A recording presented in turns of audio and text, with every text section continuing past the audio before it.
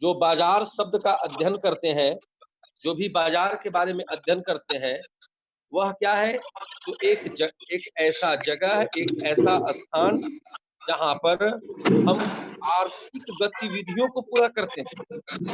हमारी आर्थिक गतिविधियाँ संचालित होती है और आर्थिक गतिविधि संचालित होने के साथ-साथ हम वस्तुओं को खरीदते हैं या वस्तुओं को बेचते हैं, उसे हम बाजार कहते हैं।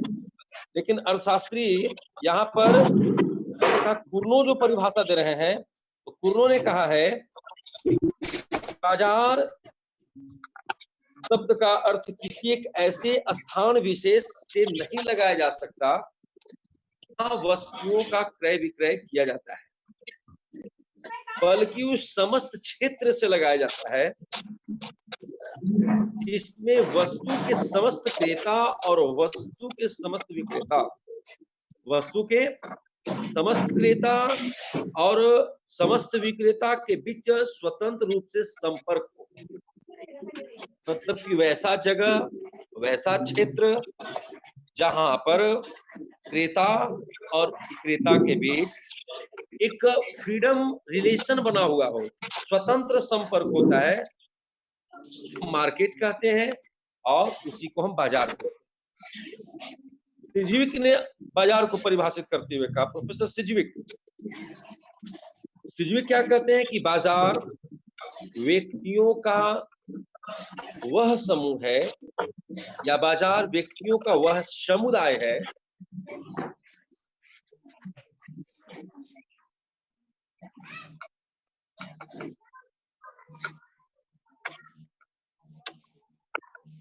बाजार व्यक्तियों का वह समुदाय है जहां पर किसी भी वस्तु या किसी भी सेवा का क्रय या विक्रय, खरीद या बिक्री बड़ी ही सुगमता पूर्वक संचालित की जा सके। सिजविक का साफ कहना है कि एक ऐसा समुदाय, व्यक्तियों का एक ऐसा समूह जहां पर स्वतंत्र रूप से वस्तुओं का आदान प्रदान किया जा सके, वस्तु को खरीदा जा सके या वस्तु को बेचा जा सके। ये वस्तु को खरीदने में और वस्तु को बेचने में यहाँ दो काम होता है। कैसा काम होता है? कॉमर्शियल वर्क होता है ना। जब हम बाजार में किसी भी वस्तु को खरीदते हैं या वस्तु को बेचते हैं, तो लेने वाला के बीच और बेचने वाला के बीच एक रिलेशन स्थापित हो रहा है। इसको हम बोलते हैं वाणिज्यिक रिलेशन। इसको हम कहते हैं वाणिज्यिक रिलेशन अर्थात कॉमर्शियल रिलेशन। यहाँ हम यह भी देखते हैं according to definition of Sidgwick, कि बाजार प्रक्षेत्र में कहीं ना कहीं वाणिज्यिक प्रक्रियाएं, कॉमर्शियल वर्क भी संपादित होते हैं।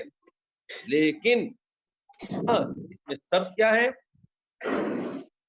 कि वस्तु जो हम खरीद रहे हैं या वस्तु जो हम बेच रहे हैं, जिन वस्तुओं का हम क्रय करते हैं या जिन वस्तुओं का हम विक्रय करते हैं, उन वस्तु या सेवाओं का विनिमय किन मूल्यों पर करते हैं।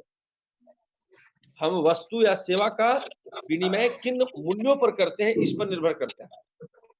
हम विशेषता के बारे में चर्चा कर रहे थे, बाजार का विशेषता के बारे में।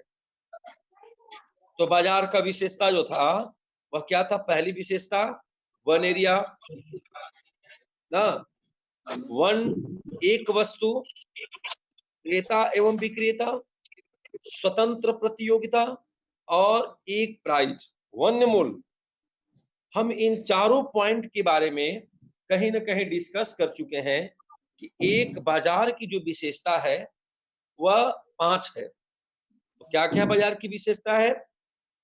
पहली जो विशेषता है क्या होनी चाहिए? बाजार का प्रक्षेत्र एक होना चाहिए, एक वस्तु का विनिमय होना चाहिए, उसमें क्रेता और विक्रेता होना चाहिए, बाजार के अंतर्गत स्वतंत्र प्रतियोगिता होना चाहिए, और पांचवा जो पॉइंट है वह पॉइंट है कि एक प्राइस होना चाहिए, वह एक मूल्य होना चाहिए। थोड़ा अब हम बात यहां करना चाहेंगे कि हम जो अपने दैनिक जीवन में जो बाजार को देखते हैं, वह एक ऐसा बाजार देखते हैं जहां लगभग लगभग हमारी आवश्यक वस्तुओं की पूर्ति होती है। लेकिन जैसे उदाहरण के लिए हम अपने गांव या हाट में जो साप्ताहिक बाजार लगता है, उस बाजार को देखते हैं।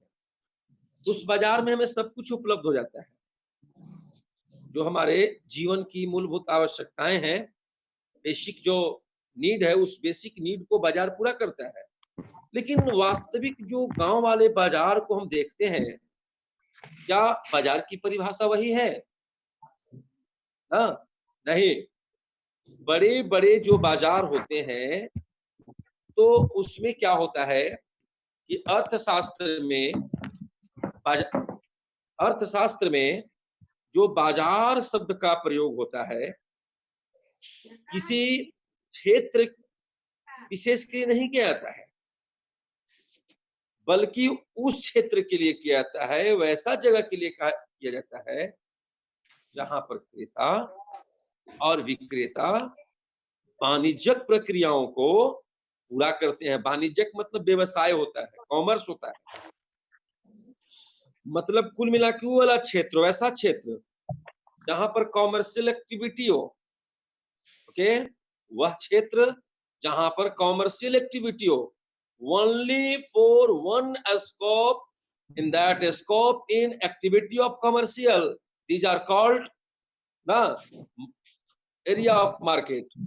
हाँ, उसको हम कहीं ना कहीं क्या बोलेंगे, मार्केट का एरिया बोलेंगे, मार्केट का क्षेत्र बोलेंगे। एक ऐसा जगह, एक ऐसा क्षेत्र जहां पर वाणिज्यिक प्रक्रियाएं क्रेता एवं विक्रेता के द्वारा पूरा किया जाता हो, वह क्षेत्र को हम बाजार का क्षेत्र कहते हैं। सेकेंड पॉइंट, एक वस्तु। बड़े जो मार्केट हैं, बड़े जो बाजार हैं, आप देखते होंगे या सुने होंगे कि बड़ी बाजारों में अगर आप देखेंगे, कहां पर सूरत, एग्जाम्पल हम सूरत का देना चाहेंगे, अहमदाबाद सूरत का। तो सूरत में आप जब जाएंगे तो देखेंगे कि जहां पर कपड़े का व्यापार होता है, वहां पर सिर्फ कपड़ा मिलेगा ना। वहां पर क्रेता विक्रेता दो ही पाए जाएंगे, मात्र कपड़े का, मात्र कपड़े के क्रेता और विक्रेता पाए जाएंगे। तो वहां क्या होती है, एक वस्तु की खरीद या एक वस्तु की बिक्री होती है। एक ही वस्तु की खरीद और एक ही वस्तु की बिक्री।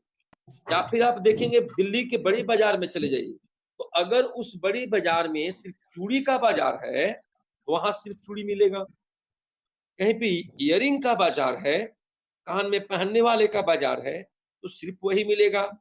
नेल पॉलिश का अगर मार्केट है, तो सिर्फ वही मिलेगा। शूज का मार्केट है, तो वही मिलेगा। मतलब बाजार का एक क्वालिटी, एक गुण यह भी होना चाहिए कि वहां पे जो वस्तु, एक ही वस्तु का क्रय या विक्रय होता है। लेकिन जस्ट हम लोग क्या देखते हैं ना, कि हम लोग के क्षेत्र में, हम लोग के स्कोप में जो बाजार पाए जाते हैं छोटे स्तर पर, वहां एक वस्तु नहीं होता है, एक वस्तु के क्रेता और एक वस्तु के विक्रेता भी नहीं होते हैं। वहां भिन्न भिन्न वस्तुएं पाई जाती हैं और भिन्न भिन्न वस्तु के क्रेता और विक्रेता होते हैं, लेकिन उसे हम बाजार नहीं कहते। बाजार के जो गुण होने चाहिए, जब तक वह गुण, वह क्वालिटी उस प्रक्षेत्र में नहीं पाया जाएगा, उसे हम बाजार की संज्ञा नहीं देंगे। तो पहला क्या बोले हम, एक क्षेत्र बोले, सेकंड एक वस्तु बोले, और अगला हम बोल रहे थे क्रेता और विक्रेता। एक क्रेता एक विक्रेता, मतलब कि वन गुड्स, एक वस्तु का क्रेता और एक वस्तु का विक्रेता। हम प्रीवियस एग्जांपल अभी दिए। तो बड़े प्रक्षेत्र में जो भी बाजार होते हैं, वहां क्रेता और विक्रेता एक ही वस्तु के होते हैं। नेक्स्ट पॉइंट था, वह पॉइंट था स्वतंत्र प्रतियोगिता। स्वतंत्र प्रतियोगिता के बारे में बात हम कर रहे थे ना। कंपटीशन है, कैसा कंपटीशन है, फ्रीडम कंपटीशन है। बाजार के लिए एक आवश्यक शर्त ना, कि वह जो प्रक्षेत्र हो, क्रेता और विक्रेता के बीच स्वतंत्र प्रतियोगिता होना चाहिए। स्वतंत्र एकदम क्रेता और विक्रेता के बीच एकदम स्वतंत्र प्रतियोगिता होनी चाहिए।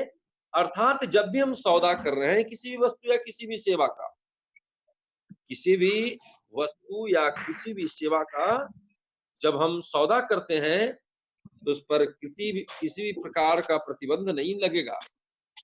हाँ, यह भी एक बाजार का क्वालिटी है। क्या क्वालिटी है कि क्रेता के बीच और विक्रेता के बीच, वस्तु को लेने वाले के बीच और वस्तु को बेचने वाले के बीच किसी भी प्रकार का कोई बंधन नहीं होना चाहिए।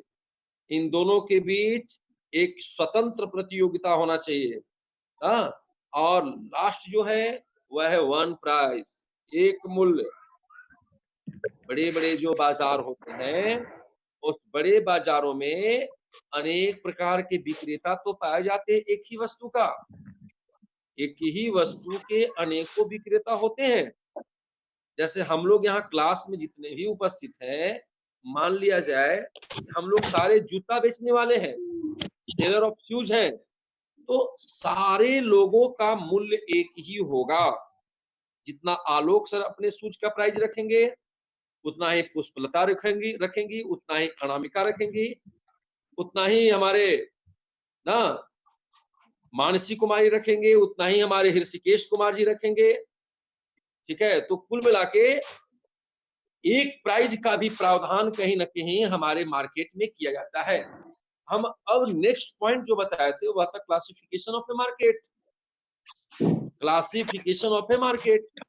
अब हम जो डिस्कस करेंगे now we are discuss on classification of a market, structure of a market. Noted this point on your copy, all students. Now we are discuss